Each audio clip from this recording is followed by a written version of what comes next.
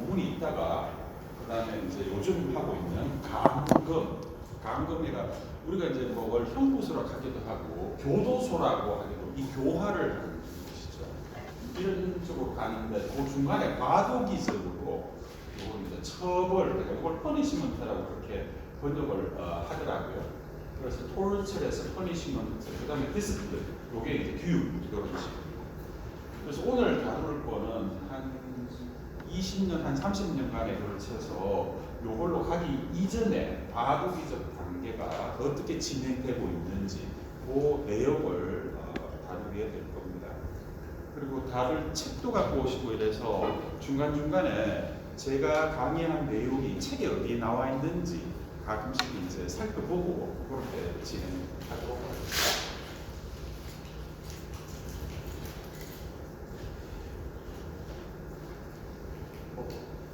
읽어봅시다. 자, 그러면 이제 저번 시간에 잠깐 공부한 거를 갖다가 우리가 이제 상기한다면 신체형의 구조를 보면은 어떤 식으로 되어 있냐면 여기 이제 죄인이 있습니다. 범인. 그 다음에 이 사람은 왕을 대신해 가지고 고문을 하는 사람. 그 다음에 여기에 쫙 둘러싸고 있는 이 사람들이 이제 군중이 되겠죠. 그래서 이 신체형의 구조는 기본적으로 왕권을 대변하고 있는 이 사람 왕권하고요, 범죄자하고 그 다음에 민중, 시민이 되겠죠. 이 많은 사람들이 이 세 요소로 구성이 되어 있습니다. 되어 있는데 저번 시간에도 이를 말씀드렸지만 이 왕권과 범죄자는 우리는 일반적으로 상식적으로 그냥 일반적으로 폭력을 당하는 사람 이렇게 생각하지만 사실 그 내부를 보면은 이 왕권과 범죄자가 결투를 벌이고 있는 이런 상황이었다는, 투쟁 상황이었다고 우리가 얘기를 했었죠. 그러면 대결 투쟁을 했는데 누가 이겼는지를 어떻게 합니까? 누가 이겼는지를 어떻게 합니까? 이게 대결 상황이라면 승자가 있고 패자가 있어야 될 건데 이거를 누가 판단하느냐 하면은 이 민중이 모여있는 사람들이 심판을 하고, 그러니까 부당하게 이 사람이 고문을 당해가 죽었다 이러면은 이 군중들이 가만히 안 있죠. 그 다음에 만약에 니는 죽어도 싸다, 고문을 시큰당하고 그러고 나서 고통 속에서 죽어도 싸다 이러면 이 사람에 대해서 돌을 던지고 그 다음 욕설을 더 붙고 뭐 이렇게 하죠. 그런데 이제 실제로 이 취조를 하는 이 고문 과정에서 역전을 하는 식으로 있습니다. 처음에는 이 사람이 죄가 있는 것 같아서 자 들어올 때 어떻게 했어요? 돌도 던지고 침도 뱉고 막 이랬던 거 기억나시죠? 그런데 이 사람이 끝까지 뭐예요? 자기 지조를 지키고서 끝까지 대결을 벌이고 끝끝내 뭐예요? 자유를 외치고 죽으니까 이 사람에 대한 연민을 군중들이 느끼죠. 그러면 굉장히 이제 분위기가 달라져요. 그래서 이 민중이 굉장히 큰 역할을 여기에서는 하고 있습니다. 사실 이 두 쪽이 왕권과 범죄자가 둘이 나와가지고 하고 수동적으로 아무것도 안 하는 사람처럼 보이지만 이 민중들이 실제로는 심판을 하는 사람들이고 이 민중이 제일 큰 역할을 한다고 그게 이제 책에 보기에 나와 있습니다. 그게 몇 페이지입니까? 이게 페이지 수입니다. 책에 102쪽을 잠시 보겠습니다.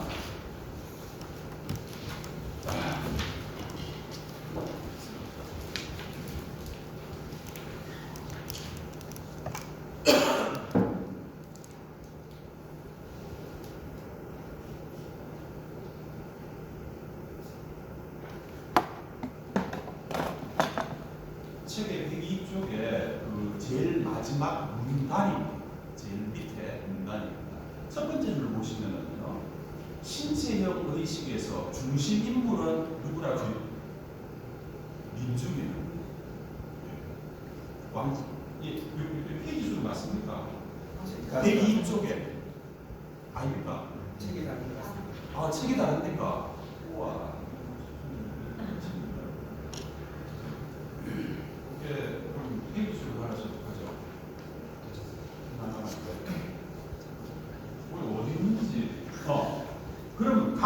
54번을 찾아보십시오.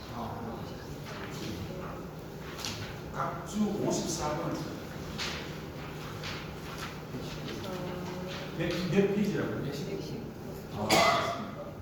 거기 보시면 각주 54의 바로 위에 있는데 신체의 의식에서 중심 인물은 찾았습니까? 그것도 안 됩니까? 아니, 책을 뭐 다리를 보라고 해야 되거든요. 최근에 아마 책이 또 바뀌었군요. 그게 몇 년 역할입니까? 120쪽 한쪽에 가면 120쪽. 예. 20년 예, 나온 게 20쪽 생생줄 나무. 예. 오늘 잠깐만 읽어보겠습니다. 신체력의 의식에서 중심인물은 민중인데, 그러니까 중심인물이 사실은 왕권도 아니고 범죄자다.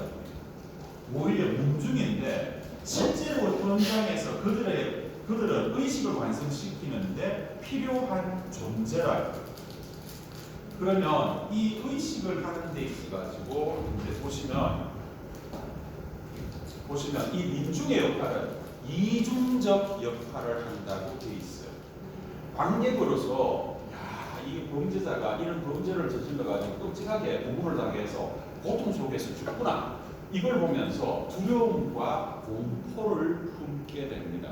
그러면 이런 범죄를 다시는 안 저질러야지. 이런 이제 공복이를 보이게 되는 이런 역할을 하죠.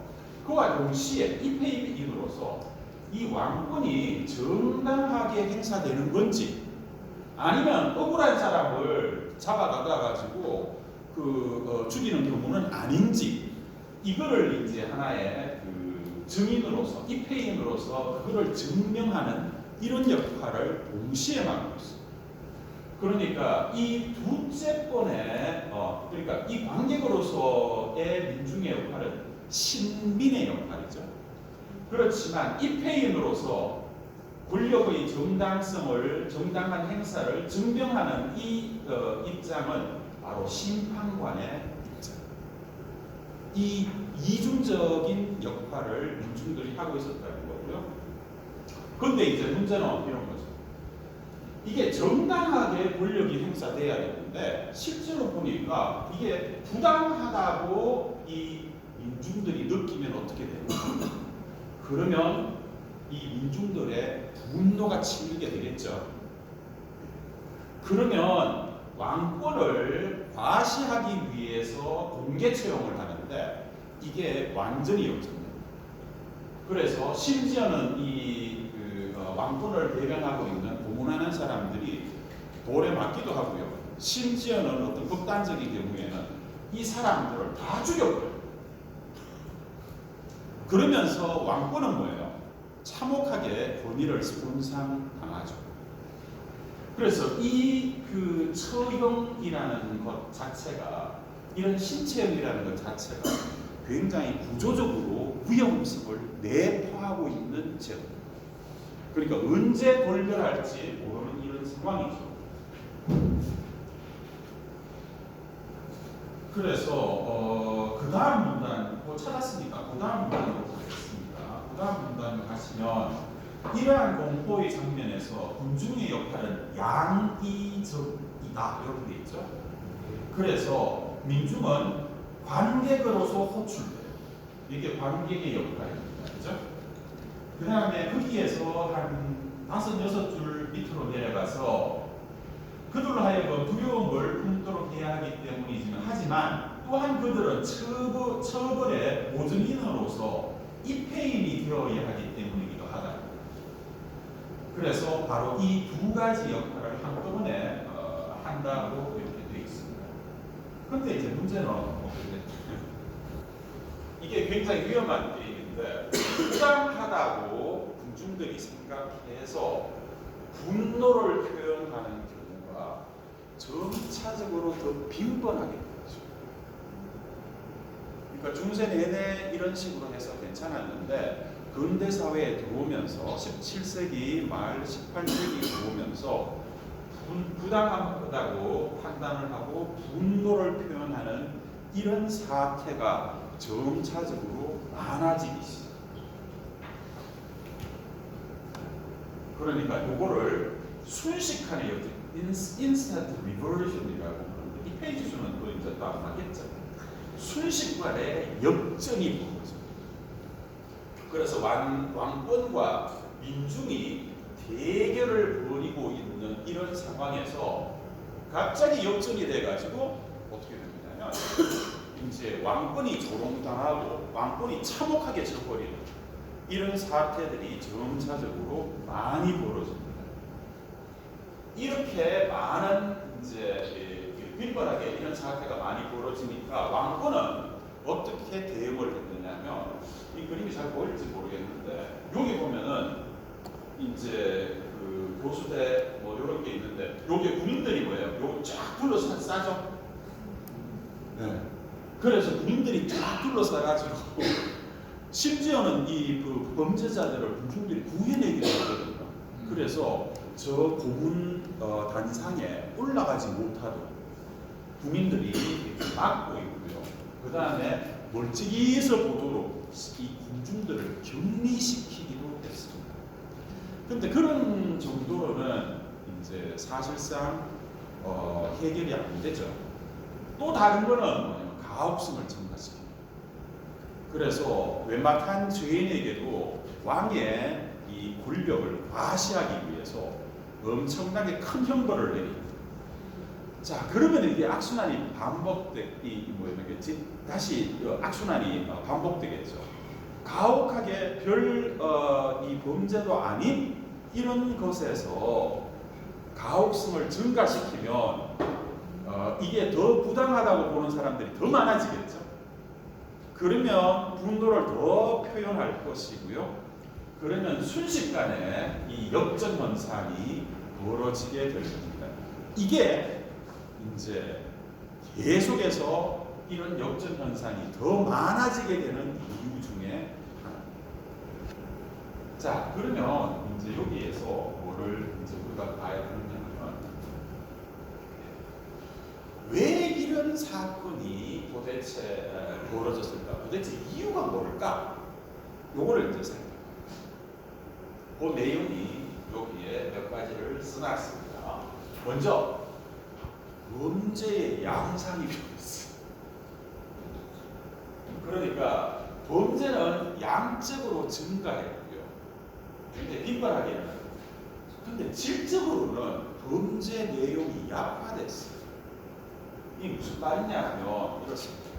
중세 사회에서는 이게 이제 봉건제도고 이 봉건제도는 거저 이전의 자유가 없죠. 그래서 브레이브하트라는 영화도 어떠냐면 옆집 동네의 그 사람들하고 이제 결혼을 하려고 그러면 어떠냐면은 이 영주의 허락을 받아야 돼요.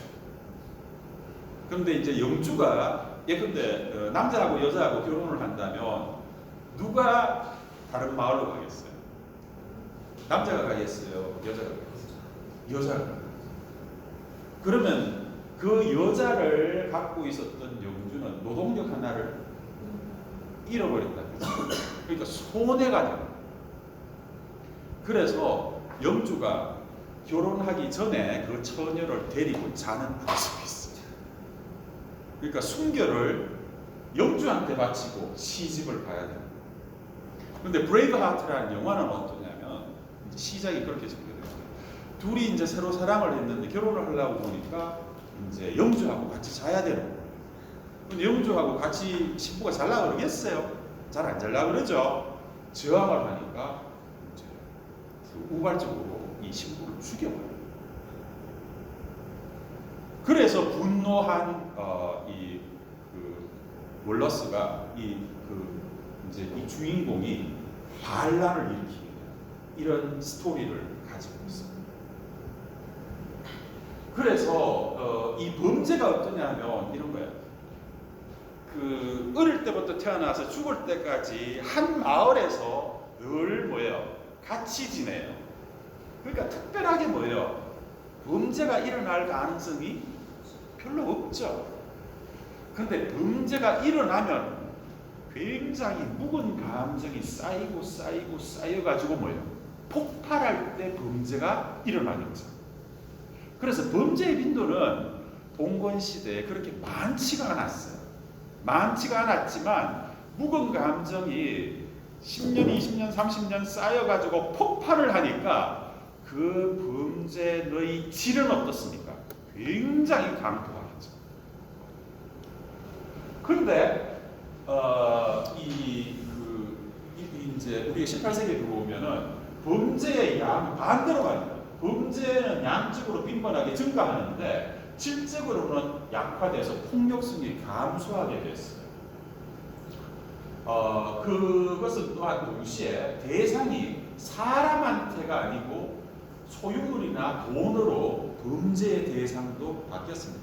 그러니까 중세 사회는 사람한테 주로 신체적 폭력을 가하는 것이었다면 이제는 뭐예요? 남의 물건을 훔치고 남의 돈을 훔치고 이런 범죄로 바뀌어져요. 그 다음에 범죄의 주체는 어떠냐? 거대 조직이 많았었어요. 옛날에 로빈 훗이나 뭐 이런 거 보면 우리나라에 임금정도 있었죠. 범죄 집단이 거대 집단을 이루고 있는 경우가 굉장히 많았는데 이제는 굉장히 소규모 조직이거나 아니면 개인이거나 이런 거.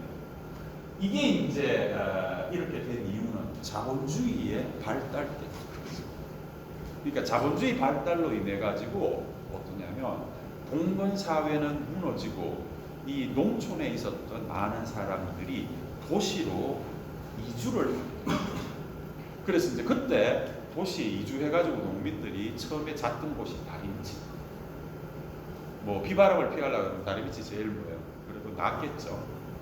그래서 이 사람들이 범죄를 저질러야 되니까 이 사람들은 먹을 것도 뭐 이렇게 충분히 없어요. 그래서 남의 집에 들어가서 음식을 뭐 훔친다든가 옷이 없으면 남의 옷을 훔친 이 거의 좀도둑 수준이죠. 이게 이제 조금 규모가 있어가지고 크면은 몇몇 사람들이 모여가지고 뭐예요? 소매치기 일당을 만드는 거예요. 이거는 거하고 임꺽정이나 또는 로빈후드의 대규모 조직하고는 굉장히 큰 차이가 나죠. 그래서 이런 식으로 바뀌고 대상도 인체, 사람에서 그 다음에 소유물 돈으로 가고 그 다음에 범죄의 주체도 거대 조직에서 소규모 조직으로 바뀌게 됩니다. 이게 이제 자본주의 발달하고 함께 맞물려 들어가는 거죠. 그래서 푸코는 이 책에서 그것도 143쪽인데 페이지를 다를 거고요. 민중들의 모든 실제 행동은 어쩔 수 없이 재산에 관한 위법 행위로 방향을 전하는 거예요.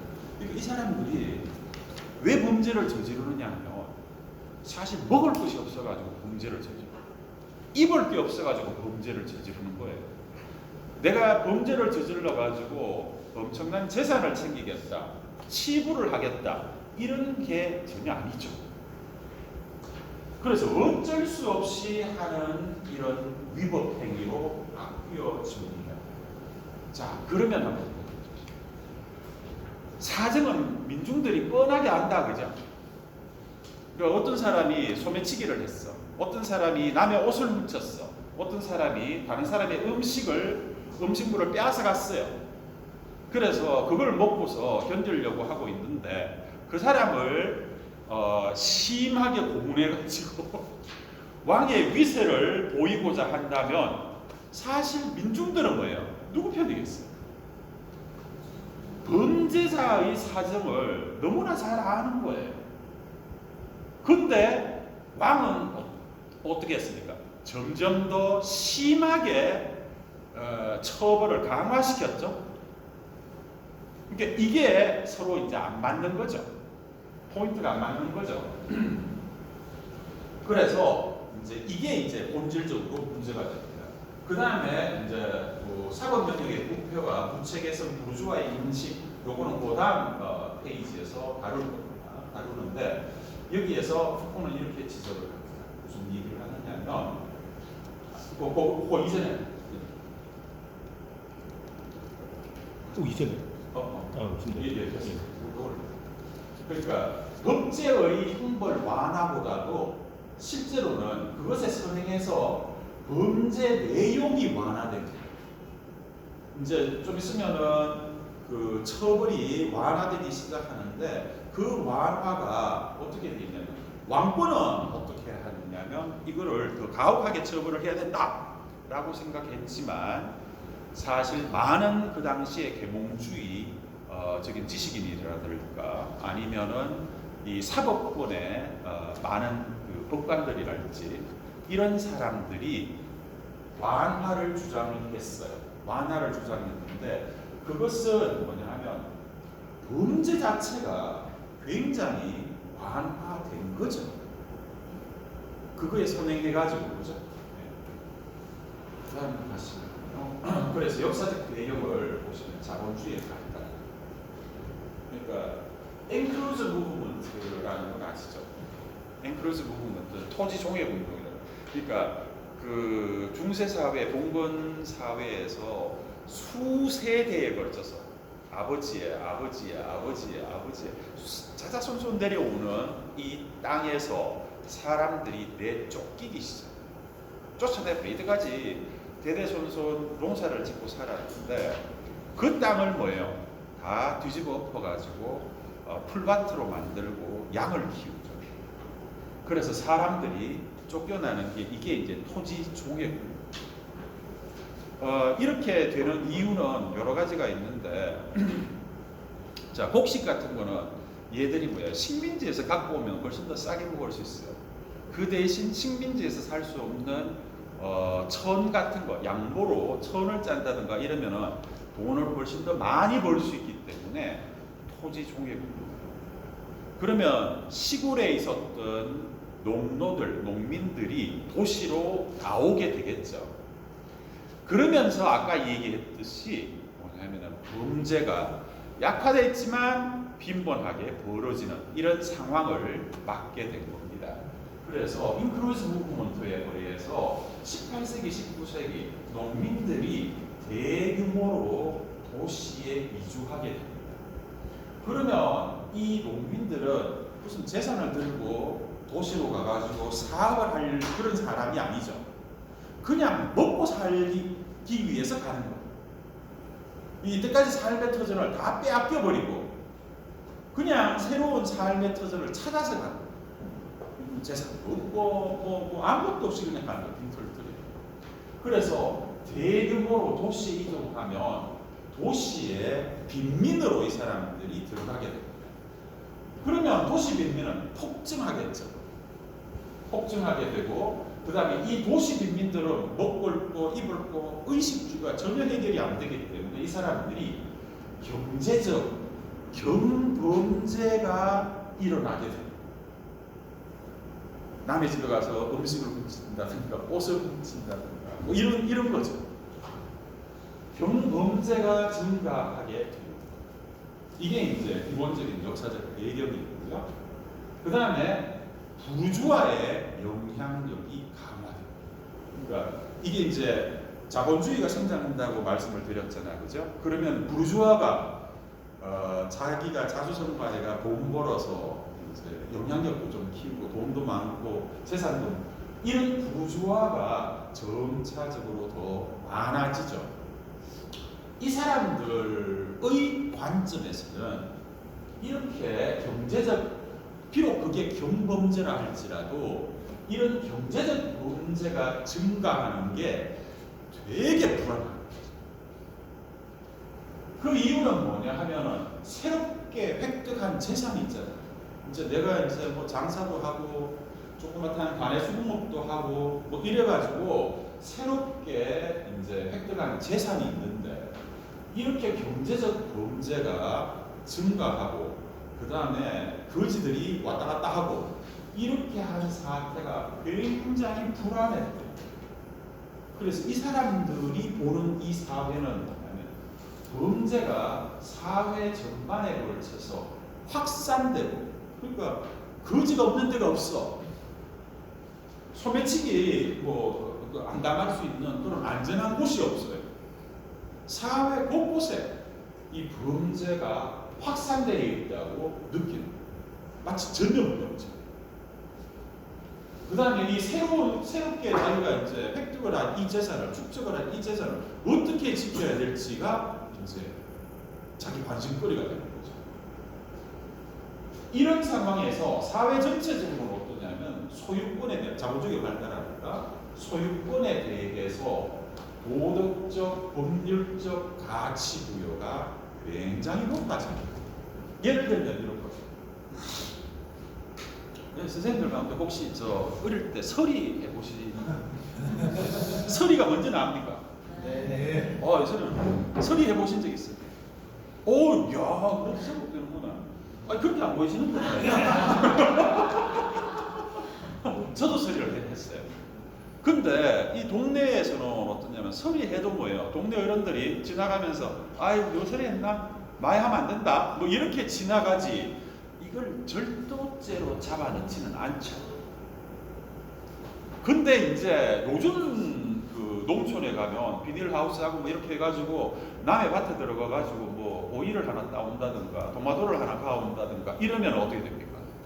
이거는 상당히 큰 문제가 되겠죠. 그러니까 이게 자본주의화되면서 중세사회, 전통사회에서는 허용됐던 것이 이걸 범죄로 생각 안 했던 것들이 범죄로 생각되어지죠. 이게 이제 안 맞는 거예요. 그러니까 여기에 시골에 살았던 농민들은 어떠냐면 나무 집에 가가지고 텃밭에서 뭐예요? 오이 하나 갖고 오고 그다음 감자 좀 캐가고 뭐 이런 거에 별 문제가 안 됐는데 이게 도시에서는 이 남의 가정집에 텃밭에 들어가가지고 감자 좀 캐오고 이게 뭐예요? 절도죄거든요. 그러니까 이게 이 사람들이 도덕심이 없어서 뭐 이런 것도 사실은 뭐 배고프면 도덕심이 없게 약화되죠. 되지만 관습이 서로 다른 사회적인 인식이 다른 이런 문제들도 굉장히 컸습니다. 그래서 소유권에 대한 도덕적 법률적 가치가 전통사회보다 훨씬 강합니다. 그러니까 남의 물건을 조금이라도 손대면 이건 그냥 범죄가 되거든요. 옛날에는 안 그랬는데 이런 문제도 이제 있었던 거죠. 거기다가 문제는 이 자본주의의 발달과 더불어서 사법 영역에서 부패와 무체계성이 굉장히 극심하게 부각됩니다.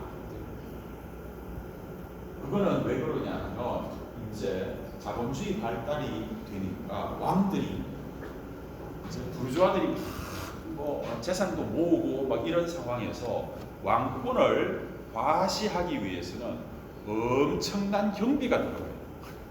옛날에는 안 그랬는데 옛날에는 귀족들한테만 잘 보이고 저것들끼리 잘 놀만 됐는데 이제는 신흥 부르주아지들한테 자기의 화려한 권력을 과시해야 되니까 이게 비용이 뭐예요? 옛날보다도 상당히 많이 듭니다. 그러다가 식민지 개척도 해요. 일이 훨씬 더 많아졌어요.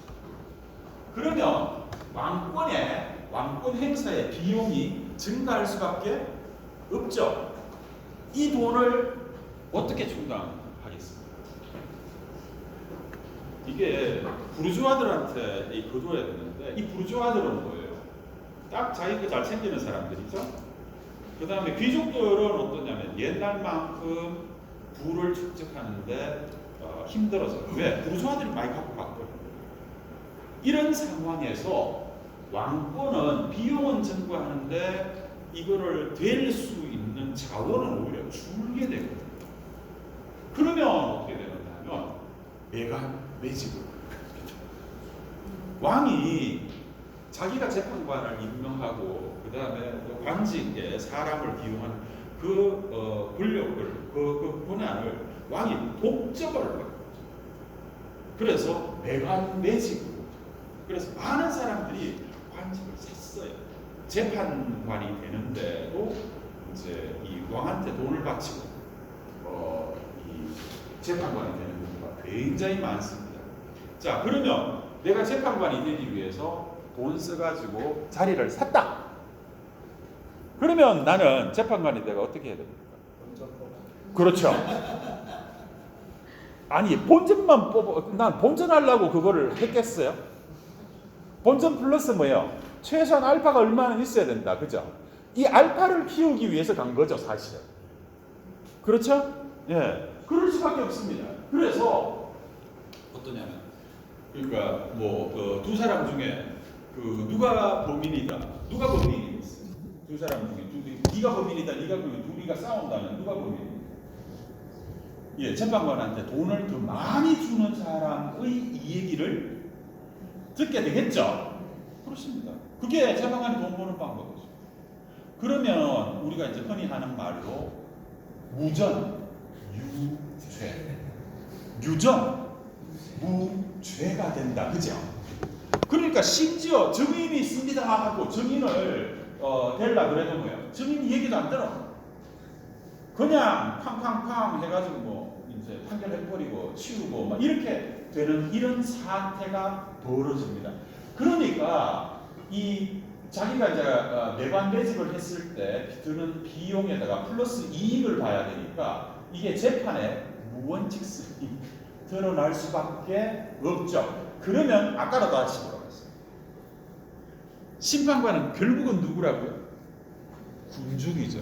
군중의 분노는 더 빈번해지고 더 커지게 되겠죠. 여기에 대해서 왕권은